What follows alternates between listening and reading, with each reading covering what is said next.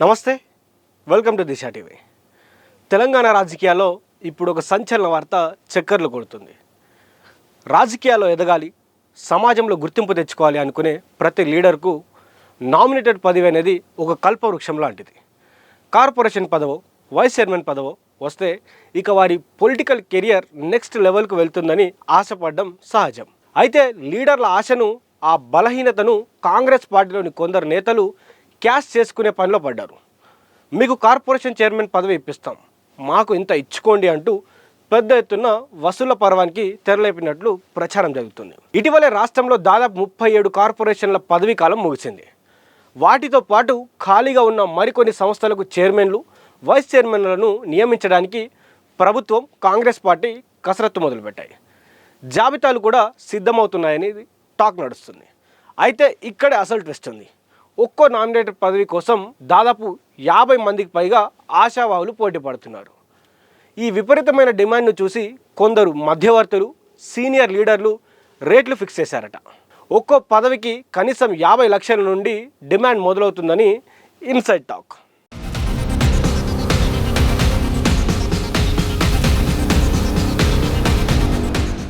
ఇందులో ఇంకో గమ్మత్తైన విషయం ఏంటంటే అన్ని పదవులకు ఒకే రేటు లేదు. ఏ కార్పొరేషన్కి అయితే ఎక్కువ బడ్జెట్, ఎక్కువ ప్రాధాన్యత ఉంటుందో ఆ కీలకమైన పదవులకు 1 కోటి కంటే పైన రేటు పలుకుతుందని అక్కడ కాంగ్రెస్ వర్గాల్లో, గాంధీ భవన్ వర్గాల్లో చెప్తా ఉన్నారు.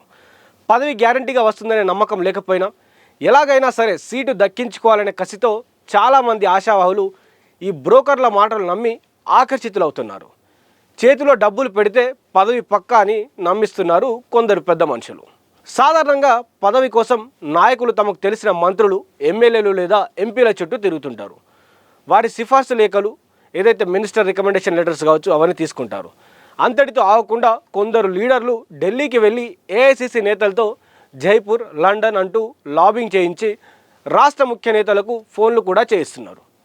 ఇన్ని చేసినా సీటు వస్తుందో రాదో అన్న భయంతో ఉన్న ఆశావాహులను టార్గెట్ చేస్తూ మాకు హైకమాండ్ తోటి డైరెక్ట్ లింకులు ఉన్నాయి, బాసులు మేము చెప్పిన మాట కాదనరు అని నమ్మిస్తూ కొందరు నేతలు ఈ దందా సాగిస్తున్నారు. ఈ వసూల రాజకీయం ఏ రేంజ్లో ఉందంటే మొత్తం డబ్బులు ఇప్పుడే ఇవ్వక్కర్లేదు, పదవి వచ్చాక మిగతా డబ్బు ఇస్తారు కానీ మొదటగా అడ్వాన్స్ ఇవ్వండి అంటూ ఆశావాహుల దగ్గర 10 నుండి 20 లక్షల వరకు అడ్వాన్సులు గుంజేసినట్లు సమాచారం.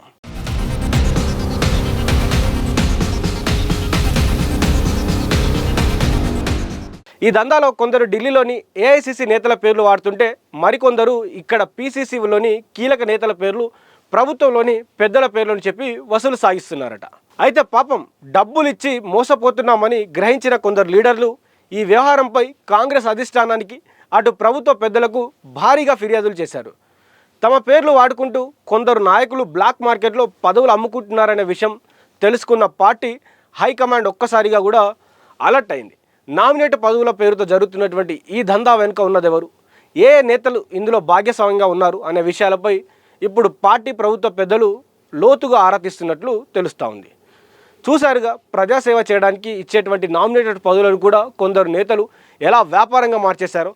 ఈ వ్యవహారంపై విచారణ జరిపి నిజమైన కష్టపడిన కార్యకర్తలకు పదవులు ఇస్తారా, లేక డబ్బులున్న వారికే పదవులు దక్కుతాయన్నది కూడా రాబోయే రోజుల్లో తేలనుంది. చూస్తూనే ఉండండి దిశ టీవీ.